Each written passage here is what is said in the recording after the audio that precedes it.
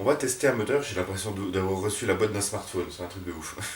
On va tester le nouveau moteur de chez Apple, le iMotor 12. J'ai hâte de tester ce petit machin, voir ce que ça donne. Voilà.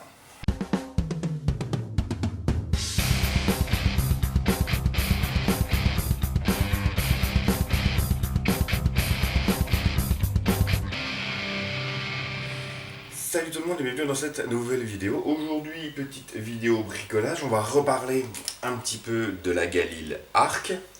Pour rappel, il s'agit d'une très vieille Galil de marque King Arms que j'ai récupérée, échangée d'un abonné et que j'ai entièrement remontée pour faire un petit custom un peu compact, un petit assaut un peu compact qui va bien. Donc vous avez la playlist dans le petit i au coin de votre écran pour retrouver les autres vidéos qui lui sont consacrées. On a déjà regardé un petit peu de fiabilisation, on a bricolé les chargeurs et aujourd'hui on va s'intéresser au moteur. Donc pour rappel, en interne on a le bloc up qui avait été complètement bricolé par Rob qui m'avait mis un nouveau canon et puis un nouveau joint, et là au niveau perf ça va vraiment très bien. En interne, on a une V3 ATM, tout d'origine, et on a par contre un moteur Sima que j'avais retrouvé, qui traînait par-ci par-là. C'était juste histoire de lui remettre un moteur et qu'elle fonctionne. Mais il y aurait moyen d'avoir un petit peu plus de pêche. Sinon, elle va vraiment super bien. J'ai déjà beaucoup joué avec et je me suis vraiment éclaté. Mais c'est vrai que sans vouloir une cadence de port, des fois c'est un petit peu limite. Pour rappel, je la joue à peu près 355 fps à la 0,20 g. Par contre, je la joue à la 0,28. Il faudrait que je vous mette un petit tableau de comparatif au niveau de la puissance. Mais voilà, je voulais un assaut quand même un petit peu plus costaud, avec un engagement un petit peu plus long. Et vraiment là, ça correspond bien au style de jeu que j'aime. Mais le moteur est un petit peu moyen. Donc, on va quand même si je tire à vide, toujours les lunettes, c'est pas que pour la sécurité, c'est aussi pour l'exemple. On va juste regarder un peu. Semi. Vous voyez, ça va. Bon, je peux spammer. Ça en chiotte quand même un petit peu. Un petit peu de full. Voilà. Ça, on pourra comparer aussi après. Donc aujourd'hui, on va parler moteur. Enfin, on va tester un moteur. Donc on va tester un petit moteur. Il s'agit du T3 Star River de chez T238. T238, on en entend beaucoup parler en ce moment. Surtout pour leurs traceurs, et éventuellement les traceurs, on en parlera aussi. Mais ils ont aussi des MOSFET, dont on entend beaucoup parler, le fameux MOSFET T238, on en parlera peut-être aussi. Mais aujourd'hui, là, le premier truc qu'on va tester venant de chez T238, ça va être ce petit moteur. Donc je remercie énormément T238 qui m'a envoyé ces articles afin de pouvoir les tester. J'ai vraiment l'impression d'ouvrir un smartphone. Ce packaging, il est vraiment, mais alors vraiment magnifique. C'est vraiment top. Voilà. Et on va tester donc ce petit moteur. Donc je me set up un petit peu mieux pour bricoler et puis on change ça. Yep, nous y revoilà. Donc pas de chargeur, pas de batterie, je laisse tout ouvert comme ça je suis sûr. Première étape ici, c'est retirer la poignée et normalement, j'ai pas besoin d'aller plus loin au niveau du démontage. La coutume voudrait que je sorte entièrement la gearbox pour changer le moteur, mais normalement, si j'enlève juste la poignée, je devrais pouvoir avoir accès aux vis de la cage moteur, comme ça, parce que j'ai une flemme intersidérale de tout démonter. Voilà. Voilà.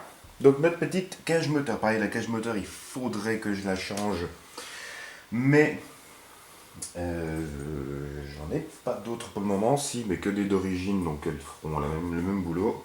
Du coup, comme toujours, une petite vidéo bricolage, démontage comme ça va être l'occasion de causer un petit peu, en first try, et de vous poser en fait 2-3 questions.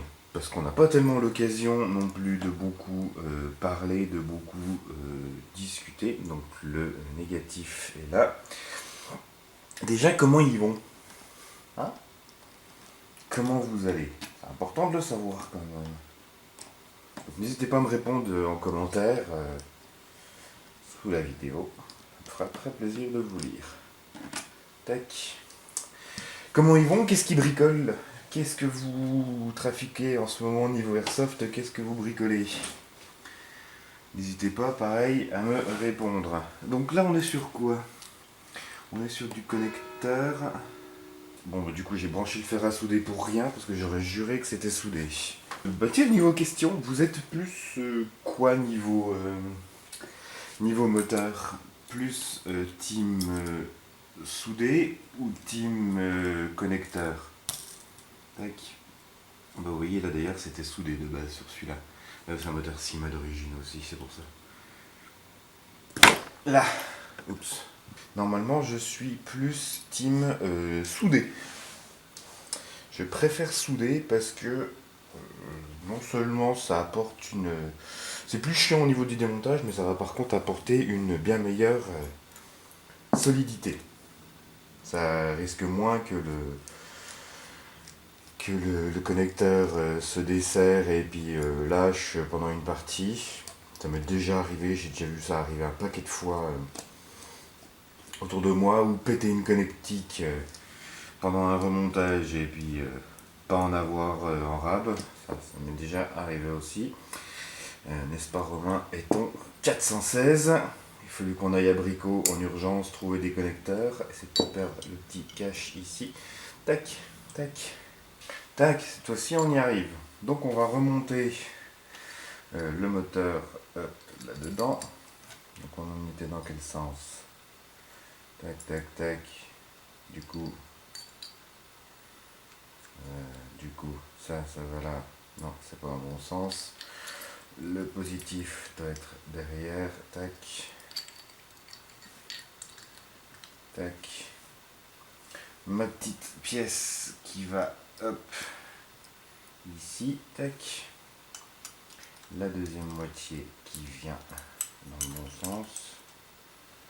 Pareil, avec c'est mieux. Et hop, on va remettre les deux vis.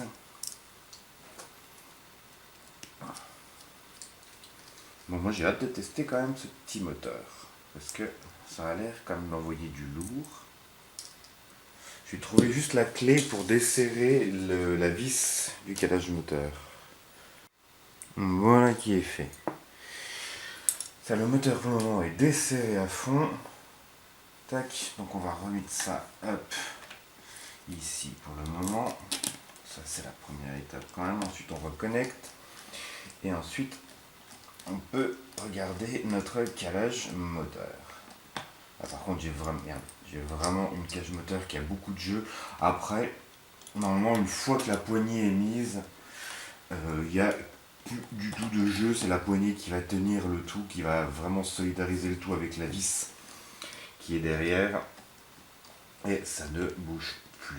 Donc pas de souci là-dessus. Tac. Ensuite on vient gentiment reconnecter ça, si ça veut bien. C'est pour ça, voilà, c'est pour ça que les connecteurs, moi ça me gonfle, ça n'arrive jamais. Moi voilà, je suis sûr que ça tient. Rebrancher de l'autre côté. Donc là mon moteur est rebranché. Et on va regarder rapido le calage. Donc là, techniquement, ça devrait tourner très mal. Voilà. Ah, ça y est. Ouh. Il faut être trop serré là après. Ouais.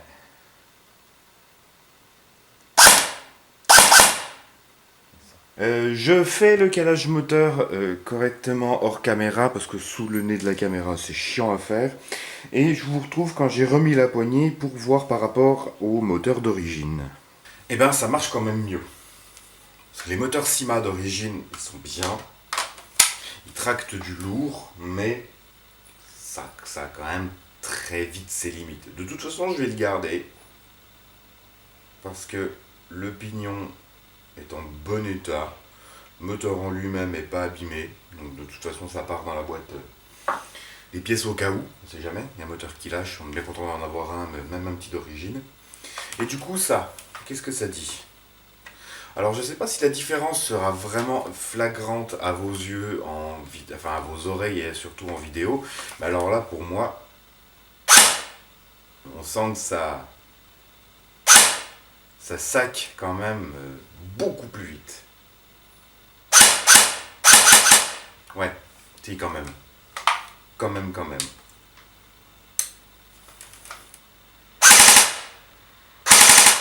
Si.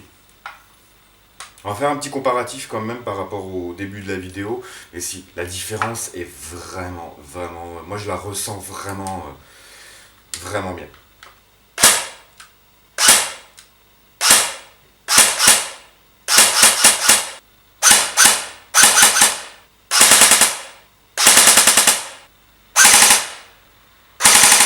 Ça va être beaucoup plus agréable à jouer, là sans souci.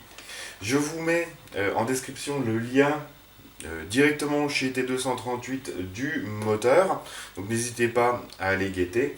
Je remercie encore une fois très chaleureusement T238 pour m'avoir envoyé ce petit moteur afin que je puisse l'installer sur une de mes répliques et le tester. Là pour le moment j'en suis vraiment très content, ça a l'air de tourner vraiment super bien, donc j'ai hâte de voir un petit peu ce que ça donne sur le terrain, et je pense que la prochaine fois que j'aurai l'occasion de jouer avec, on se fera après un petit rétex d'utilisation, parce que là on est vraiment dans une config quasiment 100% upgrade en fait, à part la carcasse, il n'y a plus rien d'origine dans la réplique, quoi. Le canon joint, gearbox, moteur, tout a été changé. Voilà, j'en ai terminé avec cette vidéo. Encore une fois, merci à T238. Si vous avez des questions, des commentaires, n'hésitez pas à le faire dans l'espace commentaire de la vidéo. Sur ce, je vous dis comme toujours, merci d'avoir regardé. N'hésitez pas à partager, à commenter, à liker, à vous abonner à la chaîne si ce n'est pas déjà fait. Salut, RCT bien, et à la prochaine.